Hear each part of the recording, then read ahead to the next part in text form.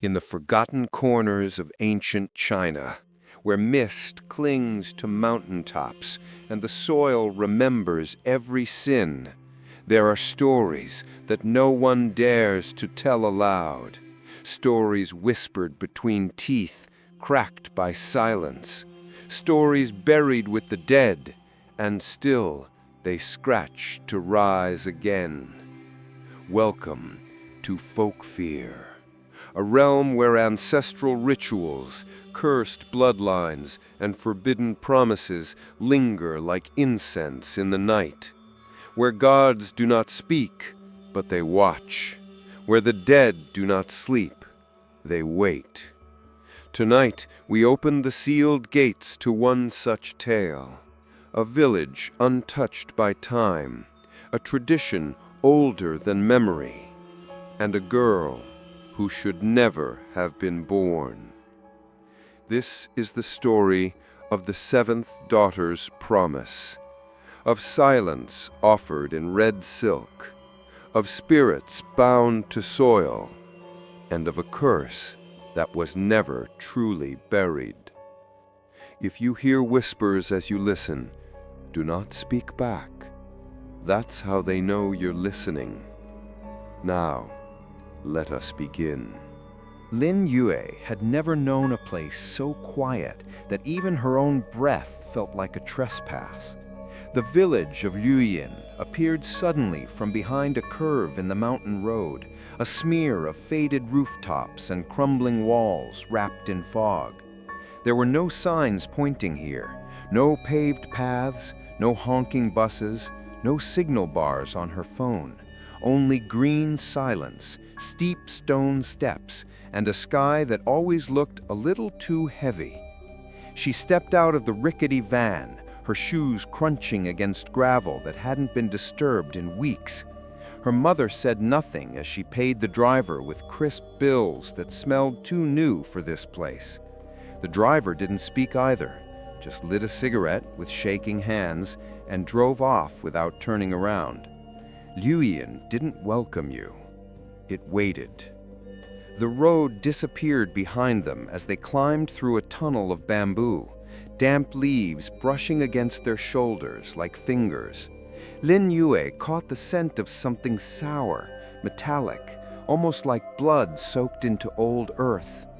The village itself emerged like a memory. Quiet courtyards, weather-worn shrines, red talismans faded to pink. No one greeted them. No one stepped out, not even when they passed through the arched stone gate, carved with characters so old they were nearly erased. Luoyin, it read, but the second character was smudged, as if the stone had bled. The funeral had already happened. Her grandmother's bones, or what remained of them, were now sealed in a clay urn inside the family altar. Her mother lit 3 sticks of incense without a word. Lin Yue watched the smoke curl, twisting unnaturally before vanishing into the air. She didn't cry. She hadn't known her grandmother. Her mother had severed ties with Luoyin long ago. All Lin Yue knew of this village came from faded black and white photos and the way her mother tensed every time someone mentioned home. But that night, they would sleep here, in the house where her mother had been born, in the village she had sworn never to return to. That night, Lin Yue explored the house while her mother rested. The rooms were old, suffocating in a way city buildings never were. No mirrors, no clocks. Even the windows were covered in red paper etched with handwritten prayers. She found her bedroom upstairs, a small room with an iron-framed bed and a single oil lamp. As she unpacked, something caught her eye. A photo, nailed to the inside of the closet door. It was old, sepia-toned and stained, but clear enough. A girl stood in front of the altar, wearing a red silk robe. Her feet were bound. Her eyes were downcast. She looked no older than 7. She blinked. The photo was gone. Outside, the fog thickened. No moon, no stars, just the hum of something deep beneath the soil, too steady to be wind, too rhythmic to be water. She lay down, closed her eyes, and that's when she heard it.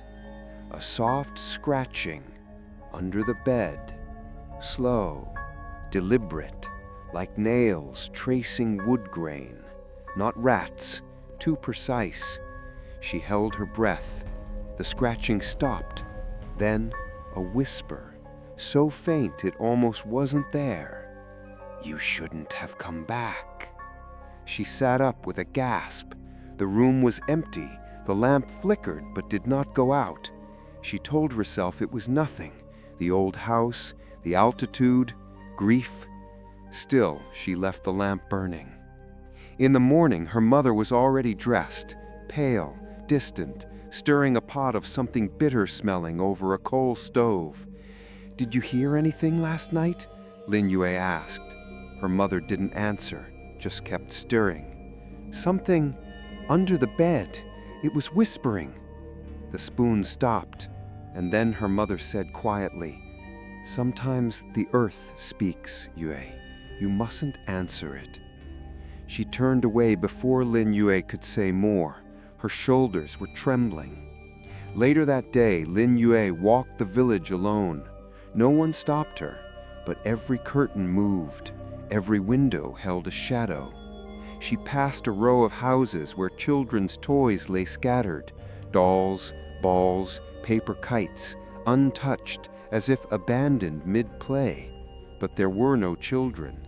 Not a single laugh, not a single cry. The birds didn't sing. Even the dogs were silent.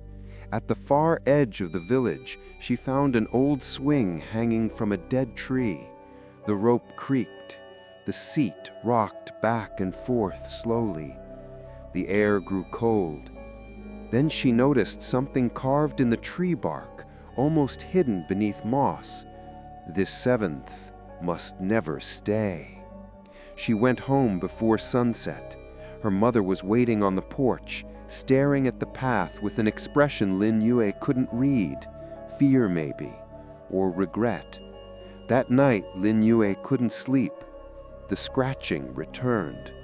But this time it wasn't under the bed. It was inside the walls, like something crawling. She buried her head in the pillow. Then, from behind her, she felt it.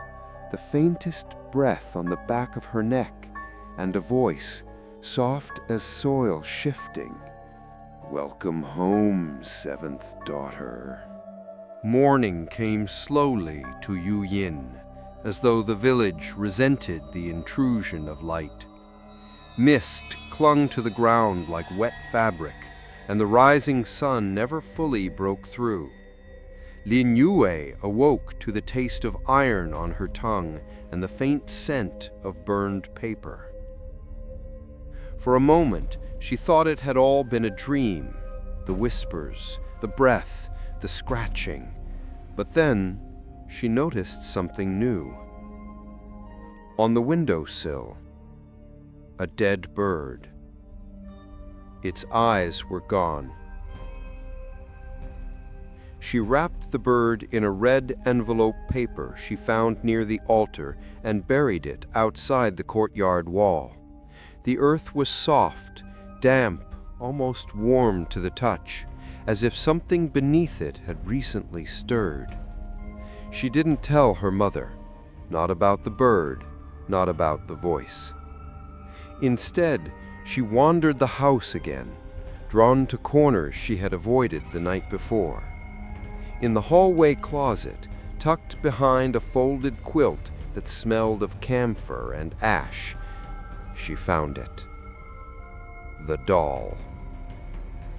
It was small, hand-stitched, worn. Its body was wrapped in red silk, delicate and faded. A gold thread stitched its lips shut.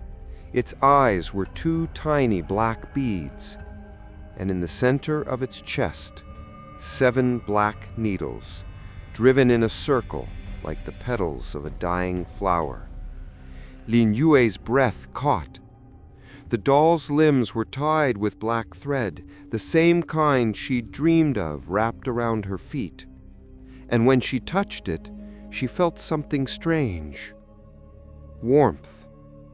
As though the doll had been held recently, or worse, was still being held, just not by her.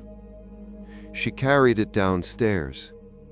Her mother was boiling herbal roots in a clay pot, the scent thick and bitter. Lin Yue placed the doll gently on the table. Her mother turned, and the color drained from her face. "Where did you get that?" "It was in the hallway closet, behind the old blanket." Her mother stared, unmoving, for a long time, then whispered, "I burned it." She sat down slowly, as if her legs might give way. "That doll, it belonged to a girl named Lien, my cousin. She stopped herself. "She was the 7th. My family hid her, pretended she died at birth. But the village knew, the land knew, and when she turned 7, her mother's voice faltered. They found her. She screamed for hours before she stopped. They said the silence meant she had made the vow willingly, but I heard her." Her hand clenched into a fist. She never stopped screaming, even after they lit the fire. "You mean they burned her alive?" Her mother nodded slowly. "They sealed her ashes beneath the altar stone in the forest. That was the promise, that her silence would bind the curse, that the land would forgive." She looked at the doll again, but it never forgave. It only waited. That night, Lin Yue locked the doll in a drawer and placed a bowl of salt water beside her bed, an old superstition her mother once mentioned in passing. Water remembers, salt protects. She stared at the ceiling for hours. Outside, the wind moved in circles, not in gusts, not in lines, just slow, deliberate loops, like something pacing. She drifted into uneasy sleep, and the dreams came. She was in the forest, barefoot. The air was thick and hot, filled with the scent of rotting incense. The trees leaned inward, as if listening. Ahead of her was the altar, stone, cracked, pulsing faintly with something beneath. And standing beside it, a girl, 7 years old, red robe, feet bound. She turned slowly. Her mouth was sewn shut with gold thread, but still she spoke. "You are me, and I am what comes after." Liu Yin tried to run. Her legs wouldn't move. The girl stepped forward. The needles in her chest shimmered, and as she touched Liu Yin's hand, something cold and wet slid between their fingers. "Finish what I couldn't, or I'll finish you," she whispered through sealed lips. Liu Yin woke up gasping, clutching her wrist. There, on her skin, 7 tiny pinpricks in a circle, as if something had tried to stitch its way in. The next morning, the doll was gone. The drawer stood open. In its place sat a single black needle and a thread soaked in what looked like blood. Her mother stood behind her, silent. Then she whispered, one word, "Soon." The soil in Liu Yin did not feel dead. It breathed. Every step Lin Yue took seemed to pulse, as though the land itself remembered what had been buried and still hungered for more. She told herself the marks on her wrist were from a dream, but in the light of day, the pinpricks hadn't faded. 7 small wounds, forming a perfect circle, too precise to be coincidence. Her mother wouldn't speak of them. She wouldn't speak of the doll either, or the needle, or the thread that vanished overnight. Instead, she cooked, cleaned, prayed, but never looked Lin Yue in the eye. The silence in Lu Yin was no longer peaceful. It was watchful. Birds still did not sing. The air remained thick and unmoving. Time felt warped, stretching too long in the daylight and collapsing quickly into dusk. Lin Yue wandered the village again, this time paying attention. Behind the crumbling shrine near the well, she found a small stone slab half buried in moss. The carving was crude, but she could make out the characters. Tu Zhong Qi Yan, the eye in the soil. She touched the stone. It was warm, and then she heard it. A whisper, not in her ears, not in the air, from beneath her. I see you, seventh one. She stumbled back, her breath caught in her throat. The whisper had no tone, no gender. It wasn't even language, not really. More like meaning pressed directly into her skull.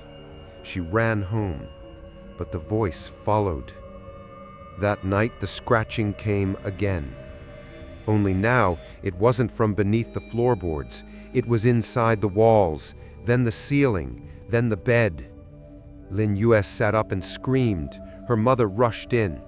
And when she saw the needle clutched in Lin Yue's hand, bleeding from where it had pierced her palm, she didn't ask questions. She only whispered, "We need to go to the temple, now." The temple was not what Lin Yue expected. It was a half-collapsed hut near the edge of the forest. No roof, no altar, just a pit dug into the ground, covered by a stone lid and sealed with wax and prayer strips. A man waited for them, old, skin like parchment, blind in one eye. He didn't introduce himself, didn't bow, just pointed to the pit. "You've stirred it, the one beneath." Lin Yue opened her mouth to ask, but her mother shook her head. "Do not speak." The old man leaned closer. "The one who watches from the soil hears questions, but it answers only in flesh." They poured salt around the pit. The man chanted. Her mother wept, and all the while Lin Yue felt the earth trembling, not violently, but slowly, like a giant stirring in its sleep. When the ritual was done, the old man gave Lin Yue a bundle of black thread tied in a knot she was not to untie. "This is silence. As long as it stays tied, your voice is your own." She clutched it tightly. It was warm. At home, her mother finally spoke. "When I was young, the soil spoke to me too. I was not the seventh, but I had a sister who was. She died when I was 6. Her voice cracked. "I was the one who led her into the forest that night." Lin Yue froze. "Why?" "I was told it was mercy, that if the 7th went willingly, the land would sleep longer. And for a time, it did." She looked at Lin Yue, finally meeting her eyes. "But when I had you, I knew. You were the 7th, and I had already broken the vow once." For a long time, neither of them spoke. Outside, the wind died. And then, from beneath the floorboards, a new sound emerged. Not scratching, not whispering, breathing. That night, Lin Yue couldn't sleep. She wrapped herself in blankets, held the black thread knot tight in her fist, and tried not to listen. But the soil didn't care. It still whispered. This time, it told her things she shouldn't know. The names of villagers long dead, the location of graves no one visited, the real name of the spirit beneath Lu Yin. It was not a god. It was a girl. The first girl, the first 7th daughter, buried alive during a famine over 300 years ago. She had clawed at the soil until her fingers snapped. Her blood had turned the ground black, and her screams had never stopped. The villagers called her the one who watches from the soil because they feared her true name, because names have power. But now the voice gave the name to Lin Yue, and the moment she heard it, her ears bled. In the morning, her mother found her unconscious, thread burned into her skin, soil under her nail bones, and the name carved in the floor beside her, Yao Ling. Lin Yue woke to silence, not the gentle kind that invites peace, but a silence so absolute it felt wrong, like the world was holding its breath. Her ears still rang from the name she'd heard in her dream, Yao Ling. It echoed behind her eyes, too loud to forget, too sacred to speak. She found herself lying in the middle of the family altar room. The black thread knot she'd been given had unraveled during the night. The last inch of it now curled into a symbol scorched into the wooden floor, a circle broken by 7 points. Her mother stood in the doorway. She didn't ask how Lin Yue got there. She only whispered, "You heard her name." Over breakfast, her mother finally told her everything. There is an old rule in Luoyin, older than Taoist scripture, older than the temples, older than even the mountains. She held up 7 fingers. No family must bear more than 6 daughters. The 7th is not a child. She is a shadow, a return, a balancing of debt. Lin Yue stared. A debt to who? Her mother hesitated. To the land, to her, to the girl they buried alive when famine came and the villagers chose to sacrifice one of their own. The 7th daughter is believed to be her echo, a vessel of unfinished rage, of broken silence, of vengeance waiting. Every generation, when a 7th daughter is born, the family must make a choice. Swear her into silence and servitude before she turns 7, or offer her up, body and soul, to the soil. Lin Yue's family chose neither. They fled. Her birth had been faked, a stillbirth registered on temple scrolls. Her mother had given up her surname. Her father, whom Lin Yue had never met, had abandoned them. But that vow, her mother said softly, does not vanish.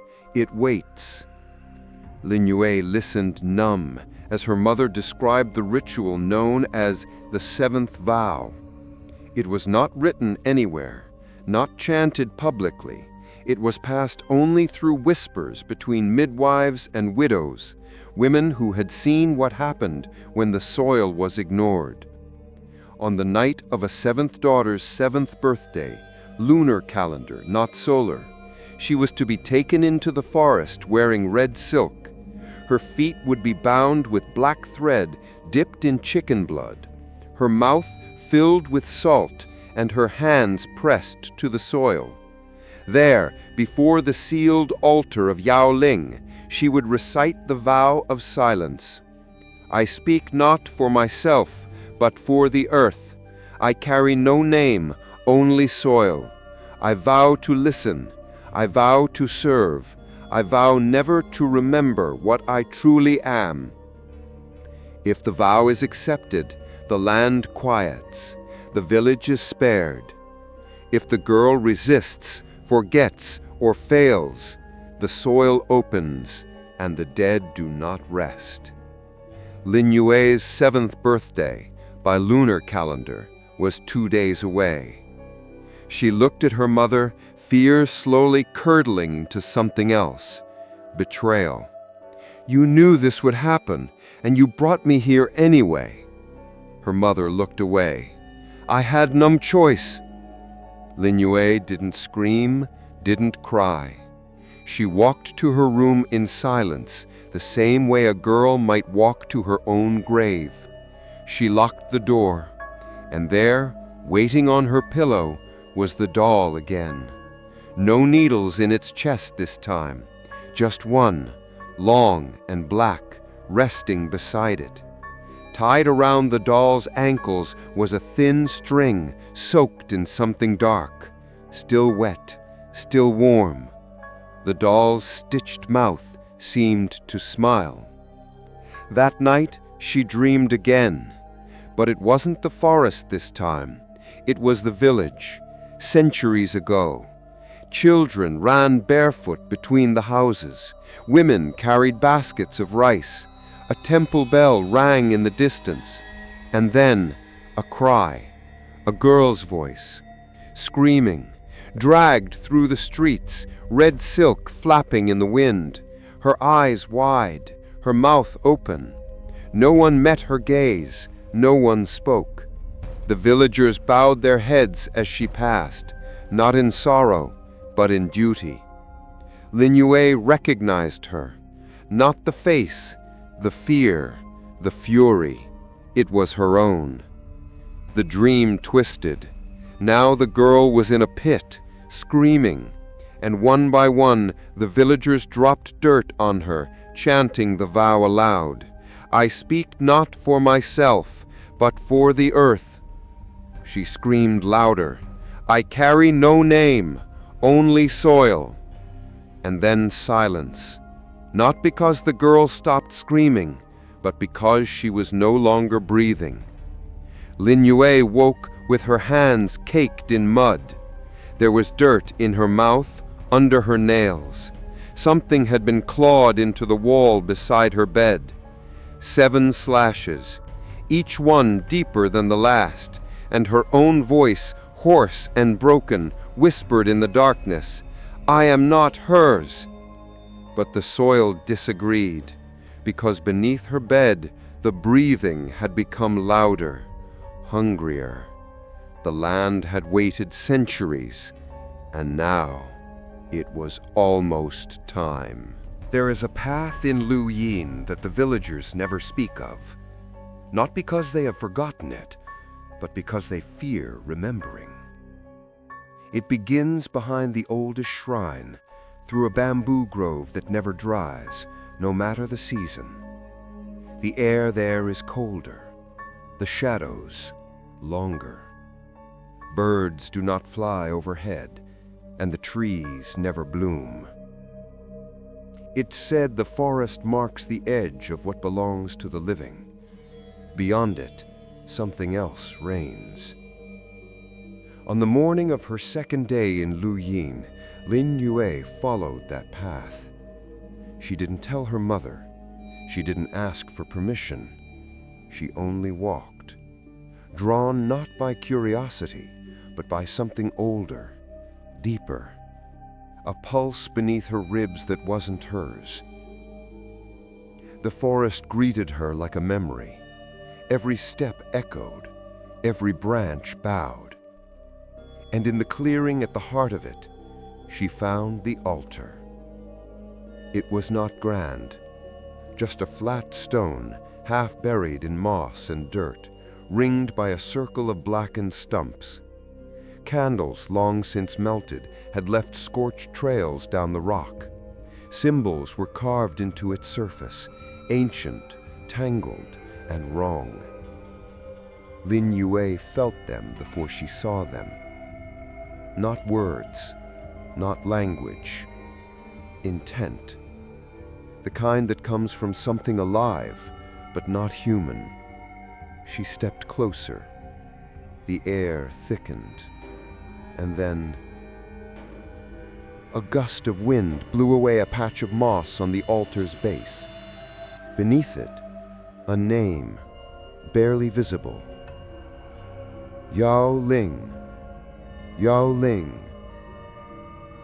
The first 7th daughter, the one buried alive, the girl whose ashes were sealed here. Lin Yue dropped to her knees without thinking. She pressed her hand to the stone, and the forest vanished. Suddenly, she was beneath it, buried, wrapped in red silk. Her skin blistered, her lungs screamed for air, her fingernails bled as they scraped stone. Her mouth was full of dirt, her ears filled with chanting, "I speak not for myself, but for the earth."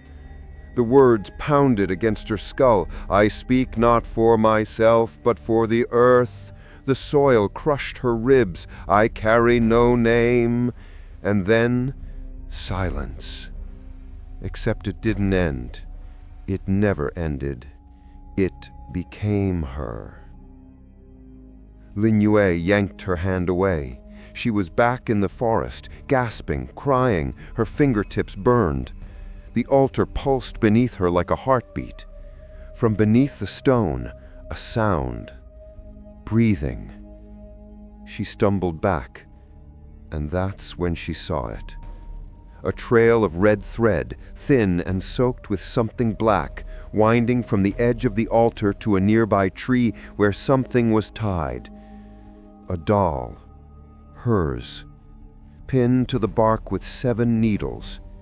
Its stitched mouth was torn open, and something whispered from within it. "You are not the first to run." The whisper grew louder. The ground trembled, and from beneath the altar, a crack split open. Not wide, not deep, but enough. Enough for ash to pour out, thick, black, and warm like blood. Lin Yue staggered back, choking, as the ash gathered into a shape. A figure, not fully formed, just shoulders, hair, eyes made of soil. The shape didn't move. It only watched. And behind her eyes, Lin Yue heard a voice. "Promise me. Finish what I couldn't. Let the land rest." She ran. Branches scraped her arms, roots pulled at her feet. The forest didn't want to let her go, but something else did. She burst into the open air, coughing, shaking, her eyes wild. The altar was behind her, but its breath still clung to her skin. Her mother found her at the edge of the house hours later, shivering, still barefoot. When Lin Yue told her what she saw, her mother didn't speak. She simply walked to the family altar, lit 3 sticks of incense, and whispered, "We should have let her rest. We should have never left." That night, Lin Yue couldn't sleep. She didn't even try. The doll was gone from her room again, but the ash remained, a thin trail across her floor leading from the window to her bed. And in the middle of her pillow, a single bone, burned black, still warm. It was a child's finger, wrapped in red silk. The villagers began preparing 3 days before the moon would turn red. No one announced it. No one dared speak of it. But doors that had remained shut for years slowly creaked open. Shrines that had gathered dust were suddenly cleaned, and black chickens began to disappear from their coops. Lin Yue watched from the shadows as old women scraped the inside of clay bowls with bone needles, grinding herbs and something darker into thick, oily pastes. She saw boys no older than 10 carry buckets of blood up to the mountaintop, their eyes blank, their mouths sealed. No one met her gaze, but everyone saw her. Her mother began to change, too. She became quiet, not with fear, but with resignation. She moved like someone preparing for a funeral, not of a loved one, but of herself. She no longer called Lin Yue by her name, only child, only daughter, never the 7th, as though naming her might summon the thing beneath the soil. On the day before the ritual, Lin Yue was bathed in silence. Literally. Her mother filled a wooden tub with rainwater and steeped it in bitter leaves, crushed roots, and 7 drops of her own blood. Lin Yue sat naked in the water as her mother gently poured it over her head. It stung her skin like tiny needles piercing her pores. "What is this?" she whispered. Her mother didn't answer. She only wept. Then she brought out the thread. It was black as pitch, thick, coarse, reeking of blood. Her mother dipped it into a bowl of warm fluid, black chicken blood mixed with vinegar and brave ash. Then she began to bind Lin Yue's feet, around the ankles, then around the toes, then in a tight loop across the arches, just tight enough to hurt, not enough to stop walking. It wasn't for restraint, it was for offering. "The thread carries memory," her mother said, finally speaking. "It remembers the ones who walked before you. It binds your soul to the vow." She looked into Lin Yue's eyes. "Once this thread touches blood, it can never be untied. If you do, the spirit will follow the ends and take what it's owed." Lin Yue swallowed. "What is it owed?" Her mother's eyes brimmed with something far deeper than sadness. Silence, and if not silence, then fire. That night, Lin Yue lay in bed, the black thread tight around her feet. She didn't move, she didn't sleep. The house was too quiet. Even the insects had stopped. And then the knock came. 3 taps on the window. Not rushed, not desperate, measured, like ritual. She didn't open the curtains, but when she looked again, the window was open, and lying on the windowsill, the doll, but not like before. This time, it was headless. A small piece of parchment had been sewn into its chest, written in red ink that smelled of iron. It read, "Remember what silence costs." She turned to call for her mother, but her voice caught. There, in the doorway, stood a woman. At first she thought it was her mother, same posture, same long braid down the back. But this woman wore no expression, no eyes, just hollow sockets filled with dirt. The woman pointed to Lin Yue's feet, and as she looked down, she saw the thread unraveling slowly by itself, the end of it moving like a worm dragging itself toward the floor. She tried to move. Her body was frozen. The woman stepped closer, opened her mouth. No voice came out, only ash. Then a sharp pain. Lin Yue gasped. She had bitten her own tongue hard. The blood hit the thread, and everything stopped. The woman disappeared. The thread recoiled, curling back around her foot like a snake retreating into sleep. The window slammed shut, and in the silence that followed, Lin Yue heard a whisper. "One drop is enough to bind you." At dawn, her mother found her still sitting upright, eyes wide. The doll was gone. The parchment had turned to ash. Only the thread remained, now fused to her skin, as if sewn there. Later that morning, the villagers gathered in the square. No words, only offerings. They laid red candles, folded paper animals, and jugs of rice wine at the base of the shrine. A rooster was slit across the neck, its blood caught in a silver bowl. Then they bowed in unison, to no one, to the space between the houses, to the soil itself. She felt it watching, not from the sky, not from the trees, from beneath. It had no face, no shape, but it had presence, a gravity of attention. And in that moment, she realized it wasn't just watching her, it was waiting. That night, her mother dressed her in red silk, not a dress, a robe, ceremonial, heavy with thread, edged in symbols that twisted when you looked too long. Her feet throbbed from the tightness of the thread, but the pain made it real.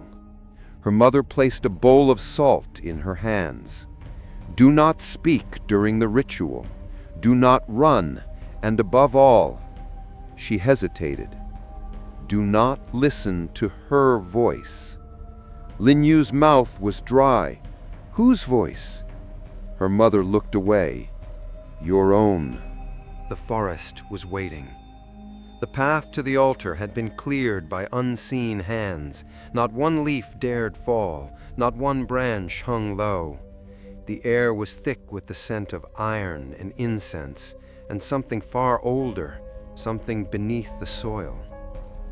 Lin Yue walked barefoot, guided by her mother and two silent women in white veils. The red silk robe clung to her skin, damp with sweat. The black thread around her feet had begun to dig in, drawing thin lines of blood. But she did not cry, because silence was part of the offering. Behind her, the village followed, a procession of shadows and eyes, each carrying a small item, a folded paper figure, a wick of hair, a pinch of ash in red envelopes. No one spoke. Even the children knew. This was not a time for mourning. This was a negotiation, a plea, a promise made in blood. The altar stone stood waiting in the center of the forest clearing, humming faintly, not with sound, but with memory. Its surface shimmered as though the veil between worlds had thinned. Lin Yue was led forward. Candles were lit in a perfect circle around the stone, black wax. No flame flickered. The wind had been banished. Her mother stepped aside. The women in veils began to chant, but not with words. The sound they made was older than language, low, rhythmic, like breath through a hollow bone. Then the old man appeared, the blind one from the temple. He walked without a cane, without sound, as though the forest moved for him. He raised his hand, and the chanting stopped. "Tonight," he said, his voice deep and cracked, "we offer a silence to the soil." He turned to Lin Yue, but did not look at her, as if looking might shatter her soul. "She comes not as a girl. She comes not as herself. She comes as the echo of the first vow, the flame unextinguished, the scream yet to fade." He placed his palm on her forehead. "She comes as the seventh." The villagers bowed. Lin Yue trembled. She was led to the altar.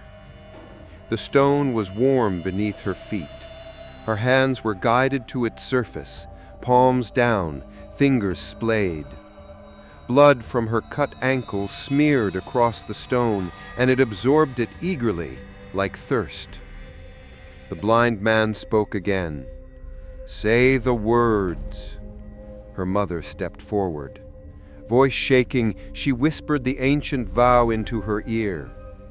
"I speak not for myself." Lin Yue hesitated. The stone pulsed beneath her palms. "But for the earth." The trees leaned closer. The soil beneath her heels vibrated. "I carry no name." Something cracked in the forest. Not a branch, a bone. Only soil. And then the final line. "I vow to listen. I vow to serve. I vow never to remember what I truly am." As the words left her lips, the candles around the altar flared, not up, but inward. Their flames pulled toward the stone, vanishing into its cracks. The altar groaned. A seam split down the center, oozing black ash. From within that ash, a breath. Not human, not animal, earth itself, exhaling. Lin Yue tried to pull away, but her hands were stuck. The blood from her palms had fused her to the stone. And then she felt it, the soil remembering her. Her dreams, her birth, her mother's voice, her name. Every moment of her life unraveled and bled into the stone. She wasn't just offering her voice, she was giving up self. Behind her, the villagers chanted, faster, louder, a frenzy of ancient fear. And still the stone took more. It pulled at her bones, at her memories. Her teeth ached, her tongue burned, her skin began to smoke where it touched the altar. And in her mind, a voice, "You have not promised yet, not truly. You still remember who you are. Say it." Her lips parted, but before she could speak, her mother screamed. The chanting stopped. Everyone turned. The stone cracked open, and from beneath it, a hand, thin, burned, child-sized. It reached up, covered in ash, nails broken, skin torn. It grasped Lin Yue's ankle, and in that moment, time folded. She was 7 years old again. She was unborn. She was the girl in the pit. She was Yao Ling. The altar was not stone anymore. It was her. Lin Yue screamed, not aloud, but inward, a scream that turned into silence, a scream that became the vow. And then, her mouth closed. Her tongue went numb. She felt it. The vow had taken hold. The altar sealed again. The hand retreated. The blood stopped flowing. And in the air, the sound of soil exhaling once more, not in hunger, but in satisfaction. The villagers bowed. The candles went out. The ritual was done. But Lin Yue was no longer the same. Her voice was gone, not damaged, not weak, absent. She tried to speak. Nothing came, not even a whisper. Her mother reached for her, tears streaming, but Lin Yue backed away, because now in the back of her mind, another voice had taken root, one that whispered constantly, not in fear, but in longing. "You did well. Now, wait. The land will need us again." And beneath the altar, far below the roots and bones, a second pair of eyes opened. Silence had a weight. In the days after the ritual, Lin Yue learned that firsthand. She could no longer speak, not out of fear, not out of injury. She simply couldn't. Her mouth opened, but nothing emerged, not even breath. And somehow, it felt right, as though the silence had claimed a space inside her, and anything else would now be a violation. Her mother wept the first time she realized, but Lin Yue did not, because she had begun to hear something else. The voice. It didn't speak like people did. It moved like water behind her thoughts, flooding her senses with memories that weren't hers. A burning pit, the taste of ash, the scraping of fingernails against stone. She saw them in flashes, waking dreams, the moments Yao Ling died over and over again, caught in a loop beneath the altar, never moving on, never letting go. Lin Yue wasn't just haunted, she was becoming the echo. The villagers no longer looked her in the eye. Even the women who had guided her to the ceremony bowed their heads when she passed. Some left offerings outside her door, red thread, jars of salt, folded paper doves. Some left nothing but silence, but all of them knew she had taken the vow, and the vow had taken her. On the third day, her fingertips began to change. Faint lines appeared on her nails, Not cracks, but symbols. Tiny ancient markings that moved when she blinked. They weren't painful, but they pulsed when she touched earth. And when she placed her palm on the family altar, the symbols glowed. That night, she traced them onto paper, not because she understood them, but because her hands moved on their own. She filled 5 pages before falling asleep. When she awoke, the paper was gone, and her mother wouldn't meet her gaze. On the 4th night, the dreams changed. She was no longer in the pit. She was standing above it, watching. Her red silk robe had turned black.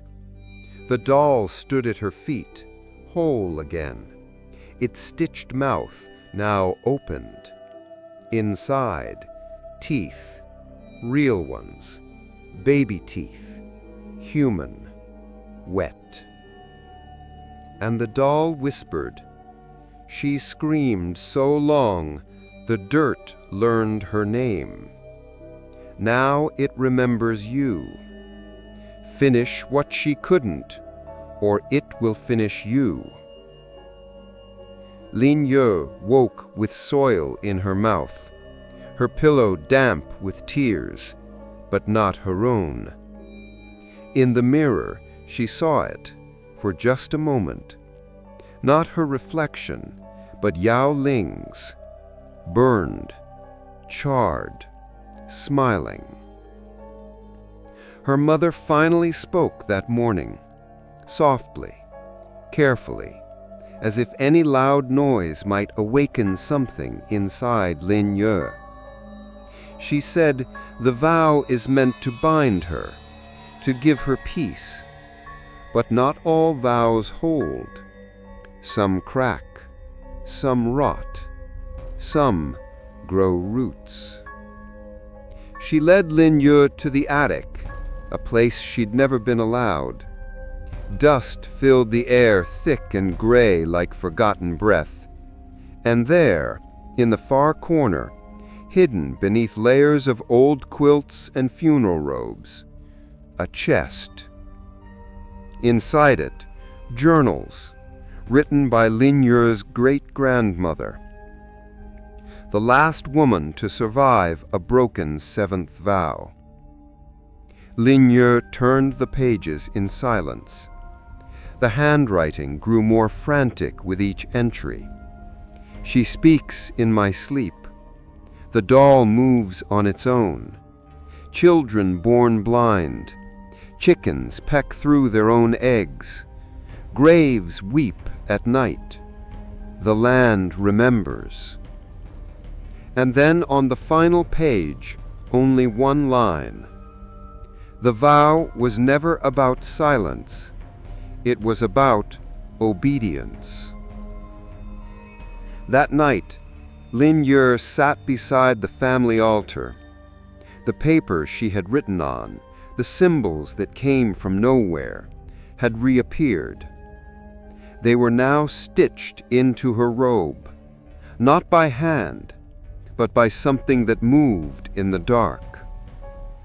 She looked out the window. The forest was breathing again. The altar pulsed like a second heart, and beneath her feet, the soil whispered, "The vow is incomplete. You said the words, but you still remember who you are. That is your sin." She pressed her hands to her ears, but the voice wasn't coming from outside. It was inside her blood, inside her bones. And then she understood. The ritual hadn't silenced Yao Ling. It had trapped her, bound her in a loop, sealed beneath stone, forced to relive her death through the mouths of every 7th daughter who followed. She didn't want silence. She wanted release. And Lin Yue was the only one left who could give it. or deny it. She wrote a single sentence on the back of the old journal page. I am not her echo. She burned it, and the fire screamed. Before Lin Yue was born, there was another seventh daughter. Her name was Mei Yun, and her story was erased. It began, as these stories always do, with a lie. Mei Yun's mother claimed she was the sixth, not the seventh. A simple lie, a small act of survival. The village let it stand, because to speak truth meant sacrifice, and to sacrifice meant losing a daughter. So they sealed their lips and closed their doors. No one dressed Mei Yun in red silk. No thread touched her feet. No salt crossed her tongue. She lived as any child would, for 7 short years. And then, the land woke up. The journals in the attic told the story in fragments, each entry more frantic than the last. First, the rice spoiled. Then the pigs went stillborn. Then the graves began to weep. We dug one up, just one, and inside it had moved. The child's bones were turned toward the earth, as if listening. Then came the children, born blind, but not from illness, from absence. Eyes never formed, only smooth skin where sockets should be. The village midwife hung herself on the 3rd night. By the 7th, the birds stopped flying over Luyin altogether. The journal grew darker. We begged the gods. They did not answer. We offered chickens, dogs, then pigs. Nothing stopped it. So we offered her. We burned her alive at the altar, and for a time, the land slept. Lin Yue read the words in silence, hands trembling. She could almost feel the heat of that old fire, smell the smoke clinging to charred silk. The same altar, the same vow, the same silence, broken too late. Her great-grandmother had written the last sentence with a shaking hand.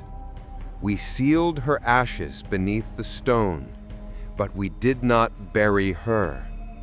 She buried us. That night, Lin Yue walked the village in silence.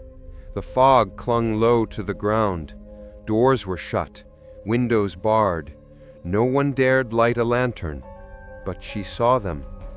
The children.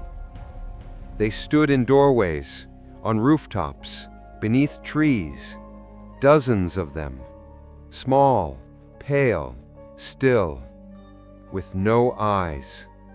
Not blind, just missing, as though they had never been meant to see. They didn't speak, they didn't move, but they watched her. She felt it, not on her skin, but in her spine. An awareness, a recognition, not of her, but of what she now carried. When she reached the edge of the forest, she found one child standing alone, a girl, wearing a red paper mask and holding a bowl of dirt. Inside the bowl, a single baby tooth. It pulsed. Lin Yue knelt, and the girl whispered. She screamed so long, the other children followed her voice. We came after. We never left. Then the girl lifted her mask.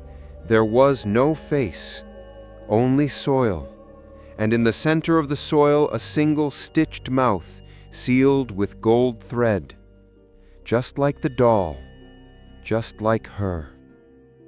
Lin Yue staggered back, but the girl was gone, and the forest had gone silent again. She returned home at dawn. Ash was falling from the sky, not from fire, from memory. It stuck to her skin, her hair, her lips, and on the doorstep sat the doll again. This time it held something in its lap, a folded page from one of the journals. Only 4 words were written on it. She remembers. She waits. Lin Yue looked down at her hands. The symbols on her fingers had grown darker. They no longer glowed. They bled. Slowly, constantly, as if the earth was writing through her. That evening, her mother finally spoke again. Only one sentence. There's a reason we were told never to say her name. Lin Yue didn't respond, because she no longer needed to speak. The soil already knew. That night, she dreamed of fire, and screaming, and children without faces watching as the 7th daughter burned. Their mouths did not open, but in their silence she heard one truth. The vow was never to protect the village. The vow was to keep her below. And now she is almost free. There is a grief heavier than death. It is the grief of betrayal. And Lin Yue had carried it unknowingly for 16 years. The night was damp, the air pressed close like wet cloth. Lin Yue sat across from her mother at the low wooden table, the lamp flickering between them. Neither had spoken in hours, but the silence between them was full of memories, of half-truths, of the bloodline no one dared name. Finally, her mother broke the silence. Her voice was barely louder than the flame. You were not the first. Lin Yue didn't move. She already knew. The dreams, the whispers, the echoing pain in her blood, all of it had pointed to a truth no ritual could bury. Her mother continued. When I was a child, there was another 7th daughter. She was my sister. Her name was Rulan. The name cracked something open. Her mother's hands trembled. She was beautiful, strange, always quiet. The elders feared her, said she came back with someone else's eyes. She was the 7th, but my parents, they couldn't give her up. They kept her hidden, pretended she was dead, just like I did with you. But the land, it doesn't forget. Lin Yue listened, still and pale. When Rulan turned 7, everything changed. Animals miscarried, graves wept, trees bent toward the earth like they were mourning. And then the children, born without eyes, the curse again. Her mother's voice cracked. I remember the night they came for her. They wrapped her in red silk and bound her legs. My father carried her. My mother screamed the whole way. I was 6. I followed. I watched as they laid her on the altar. I watched as she begged. She was still awake when the flames started. The air in the room seemed to tighten. Lin Yue stared at her mother. Her voice had returned days ago, but she chose not to speak now, because she was afraid of what might come out. Her mother stood, walking to the altar. She lit 3 sticks of incense, then turned back.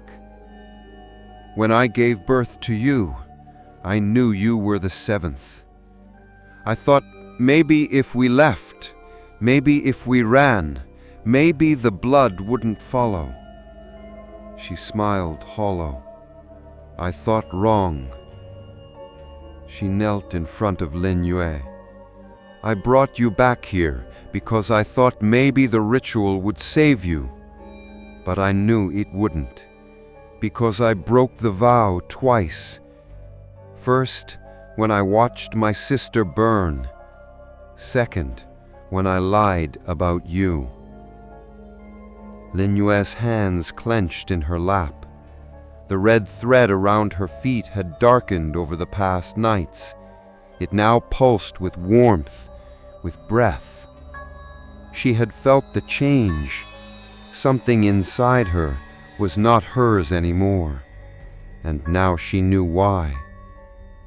She looked into her mother's eyes, not in anger, but in understanding, because she could see it now, the same guilt, the same mark, the same scar carved by the vow. Her mother had carried the curse for years, silently, alone. But silence never saved anyone. It only delayed the scream. The house groaned, the candles flickered, and the soil beneath them shifted. From beneath the floorboards came a sound Lin Yue now recognized instantly. Laughter, childlike, dry, cracking, as if someone with burnt lungs was remembering joy. Then a whisper. "You burned your blood. Now your blood will burn you." Her mother collapsed.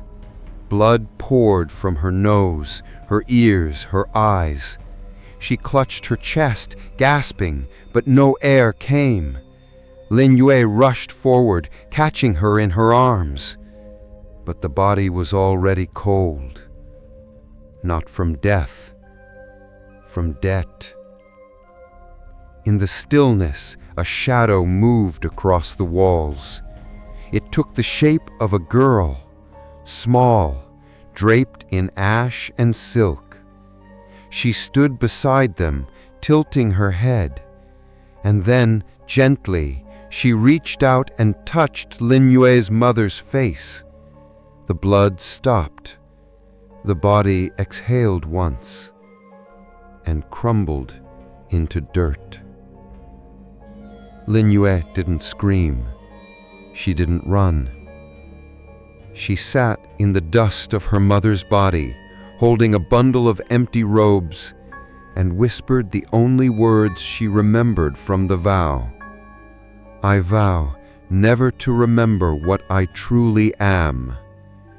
But she remembered anyway, because memory was the curse, and now it lived in her completely.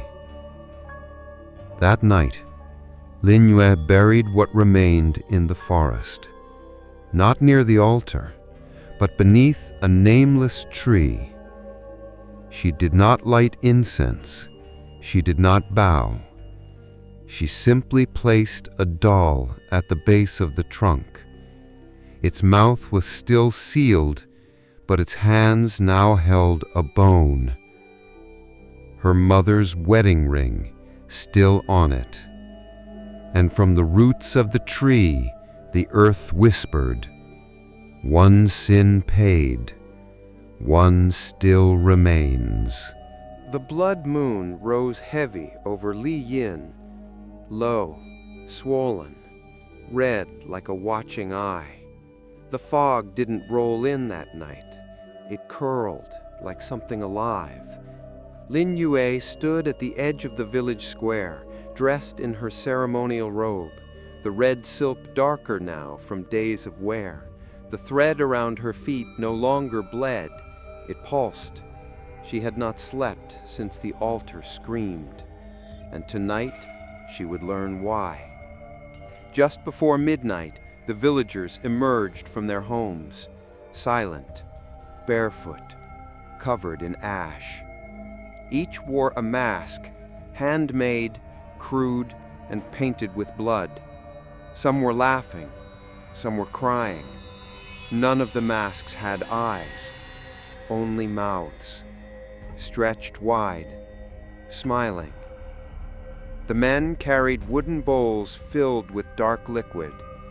The women carried meat, not wrapped, not cooked, but raw and slick with sinew. Lin Yue was guided by no one, yet she knew where to go. Her feet followed the thread. Her breath was no longer hers. They led her deep beneath the village to the mouth of a hidden cave, half collapsed and covered in vines. The air changed there. It no longer smelled of wood smoke and moss. It smelled of copper, of bile, of something long dead and barely restrained. Inside the cave, stone torches burned with black flame. She did not ask what fueled them. The feast had already begun. There were no tables, only a circle carved into the stone floor, filled with bones, human, small, stacked like offerings. Lin Yue was seated in the center. No one touched her, but every masked face turned toward her. Heads tilted, movements synchronized, too perfect to be human. They began to chant, low, throaty, wet. And then, from the back of the cave, a figure emerged, taller than the others, veiled in white. Not a mask, a skull. Oxen, cracked, burned, gold thread sewn across the mouth. The High Keeper, the one who spoke for the soil.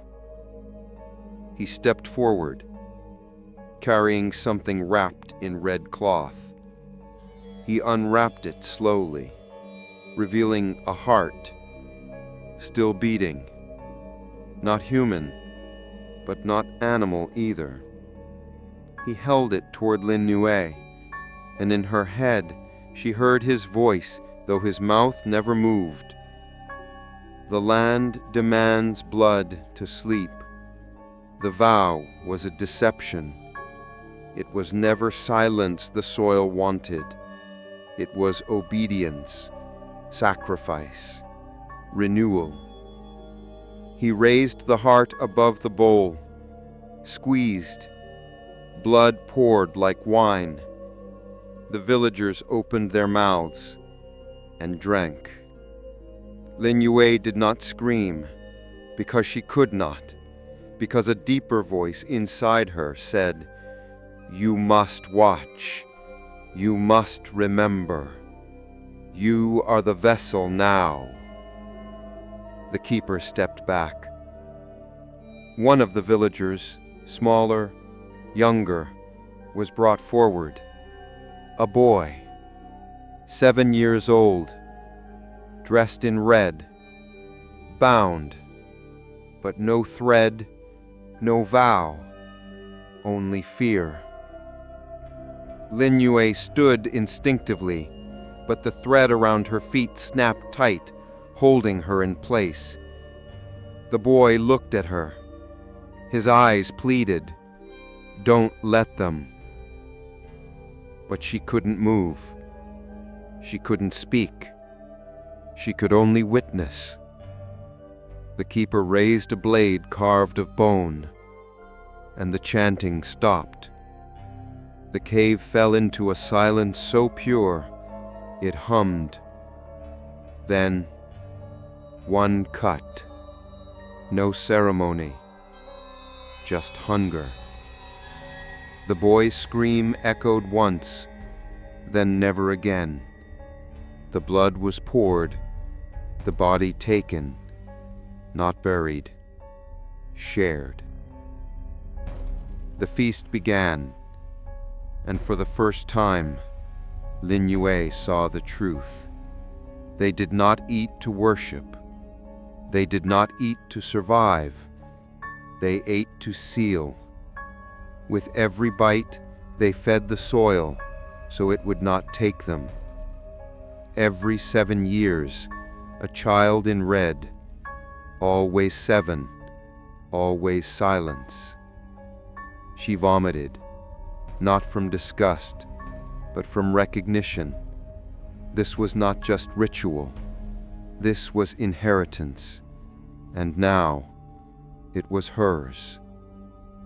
When the feast ended, the villagers smeared their hands with ash and pressed them against the stone walls. One by one they whispered, "I forget. I forget. I forget," until only she remained. They turned to her, waiting. Lin Yue looked at her hands. The symbols had stopped bleeding. They were glowing now, but not gold, not silver, red. She pressed her palms to the stone and whispered, "I remember." The cave rumbled, the walls cracked, the skull mask shattered, and the soil whispered in joy, "Then the vow is broken, and the debt may now be paid in full." After the feast, the villagers vanished. The cave emptied without sound. No footsteps, no doors. One moment they were there, masks stained red, faces wet with ritual, and the next, only Lin Yue remained. She stood in the circle of blood, ash soaking into her feet, her hands still glowing with red sigils. The heart was gone. So was the boy. No bones, no cloth, not even a scream left behind. Only silence. And in that silence, a voice began to rise. Not from her ears, from beneath. "You remembered, and so you may now see." The walls of the cave began to shift. Stone peeled like skin, revealing layers beneath, not rock, but faces, hundreds of them. Mouths sewn shut, eyes open wide, carved into the walls like fossilized memories, screaming without sound. Each one was a seventh daughter. Each one had taken the vow. Each one had been erased. And Lin Yue was the last. She reached toward the stone, and the moment her fingertips touched it, she fell. No sensation, no sound, only descent, through layers of memory, through centuries of silence, through every lie her bloodline had ever told, until finally she landed. A room, earthen, circular, lit by nothing, yet she could see. At its center, her, but not quite. Not Lin Yue, not anymore. The girl was younger, smaller, skin scorched, hair matted with blood. Her eyes were black, not empty, but deep. And around her mouth, gold thread, still sealed, still screaming.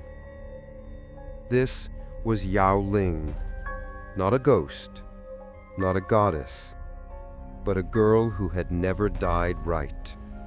A girl buried with breath still in her lungs, and in this sacred, secret place beneath the soil, she had waited.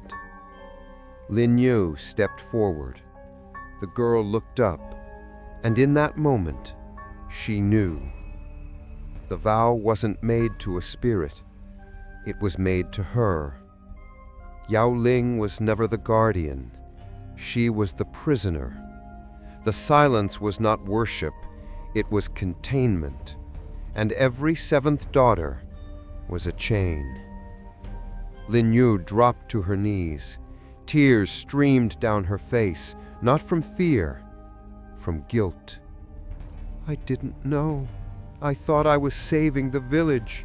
I thought I was saving myself." The thread around her feet loosened. The sigils on her hands dimmed, and from the girl's mouth, the gold thread snapped. A scream exploded from her lips, not sound, force. It shook the walls, it cracked the stone, it tore through every buried vow, every name erased, every life forgotten. Yao Ling stood and spoke. I was never the curse, I was the cost. They buried me for refusing marriage. They silenced me for wanting to live. They called me demon, witch, omen, but I was just a girl. Lin Yue sobbed and then whispered, What do you want now? The girl stepped forward, placed her burnt hand on Lin Yue's chest, and said, I want to go home. The walls began to crumble. The faces turned to dust. Above them, the earth split, and sunlight pierced through for the first time in centuries. Lin Yue rose with her. They walked, not up, but through memory, through blood, through every girl ever silenced, every daughter ever offered like meat to the soil. And when they emerged, the village was gone. No houses, no people, only a flat field of ash and wind. The forest had bowed away, the sky was clear, and the altar stone broken.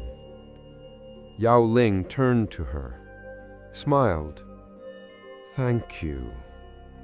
Then she stepped forward and dissolved into wind, not vanished, freed.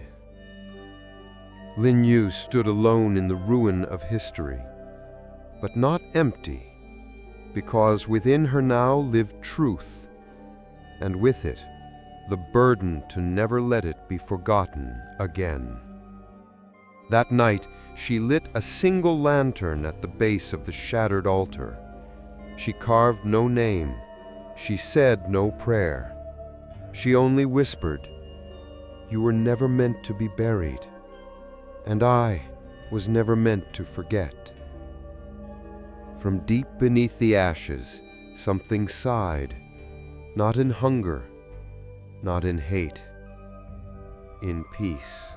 The village was ash, but the curse was not over. Lin Yue stood alone where homes once stood.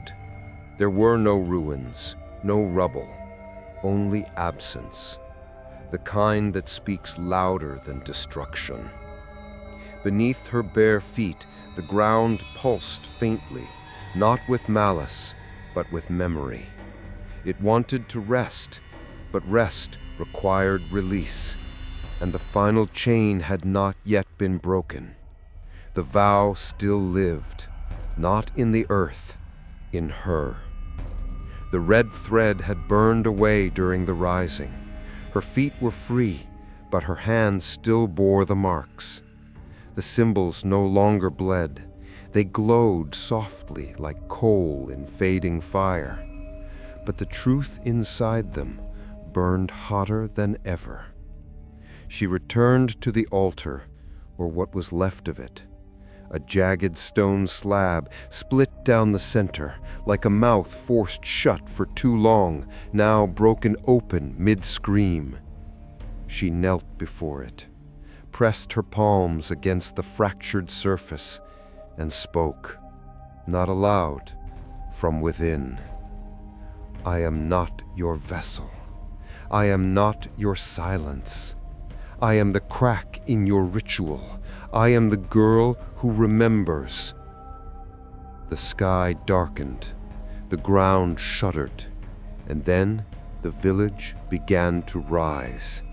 Not as it was, not in buildings, but in faces. They bloomed from the soil like flowers grown in grief, one after another, thousands, children, women, girls, every seventh daughter ever silenced.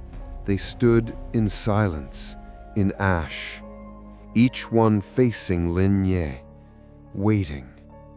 She looked around, heart pounding, then whispered, I don't know what to do.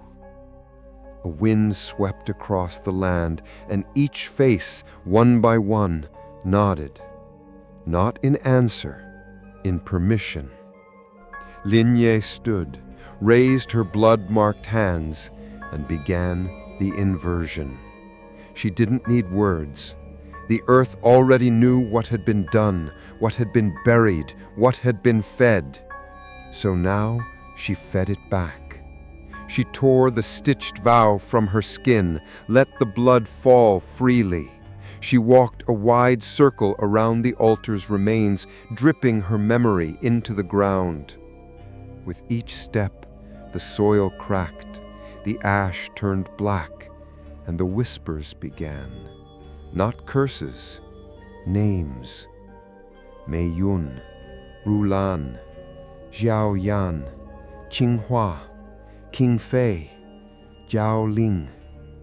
Each one spoken by the earth, each one a truth pulled from centuries of silence, each one set free. Then the final name, her own, Lin Yue. And with that, the ground split, not to swallow, to open. From the center of the altar's ruin, a red light surged upward, not flame, not fire, but memory. It rose like a scream no longer afraid. It filled the sky, it burned through the clouds, it reached every hidden grave, every cursed bloodline, every mother who had lied, every father who had looked away, and it said, "No more." The sky wept ash, the earth sighed, and every face began to fade, not in pain, in peace. The silence that followed wasn't hollow, it was earned. Lin Yue collapsed, not from exhaustion, from release. Her hands now bare, her feet unbound, her name still hers for the first time. She awoke at dawn, alone. The altar was gone, the field still, and in her lap, the doll. But it had changed. No more needles, no more stitched mouth. It was just a doll, empty, freed. She buried it beneath the tree where her mother once rested.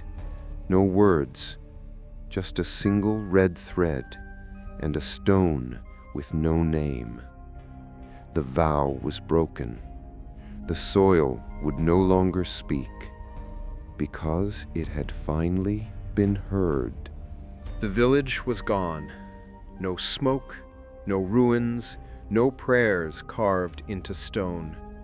Lue Yin had been erased, not in vengeance, but in truth, because it was never meant to last, only to remember, only to pay, and now it had. Lin Yue stood at the edge of the forest, where the path once curved toward the village gate. There was no gate now, only wind. The altar was dust. The vow was gone. But she was still here, alive, changed. The marks on her hands had vanished, but something deeper remained. When she closed her eyes, she could still feel the weight of every girl who had come before her. Their blood, their names, their stolen voices pressed gently into her bones like a final lullaby. She didn't cry. There was nothing left to mourn, only a silence that no longer needed to be broken. She wandered for days, following roads no longer marked on maps, speaking to no one, listening to everything. Sometimes she passed through towns. The people didn't see her, but children did. They stared, wide-eyed, curious, and she always smiled back, because now she knew they were safe.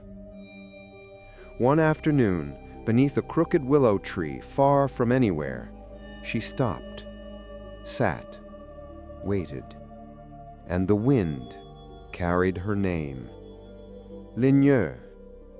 But it wasn't a whisper of warning. It was a farewell. She dreamed that night, not of ash, not of screaming, but of a girl, standing barefoot in a field of light. No thread around her feet, no fire in her hair, just a smile and a voice. You freed me. Now free yourself. When Lin Yue woke, she did not speak. She didn't need to. Her silence was no longer a burden. It was her choice, a vow no longer demanded, only worn, like soft cloth, like memory. She built a small home where the forest met the edge of the mountain. Nothing special. One room, one window, one altar with no names. Each morning she lit a candle. Each evening she opened the window. Let the wind pass through. Let the silence breathe. One night, a woman came to her door, carrying a child, a girl, 7 years old, eyes wide, afraid. The woman said nothing. She didn't need to. Lin Yue took the girl's hand, led her to the willow tree, let her sleep beneath it. And the ground did not tremble, because there was no longer anything beneath it, only roots and rest. Years passed. The girl grew. She spoke, laughed, lived. She never wore red unless she wanted to. And one day, when she asked why Lin Yue never spoke, Lin Yue only smiled, tapped her chest, then pointed to the earth. And the girl understood. They planted trees where the altar once stood, not to hide, to honor. Each tree bore no name, but they whispered in the wind, and the wind never lied. One evening, as the sun sank behind the ridge, Lin Yue sat by the open door. A red thread rested in her palm, unknotted, soft, clean. She held it up to the light, and for the first time in her life, she let it go. It drifted into the wind, not as a curse, not as a chain, but as a choice, a promise kept. And far, far away, in a village that no longer existed, beneath the soil that no longer whispered, a single cracked doll blinked. Its stitched mouth had disappeared. Its chest rose once, fell, and finally was still. The seventh daughter's promise had been fulfilled.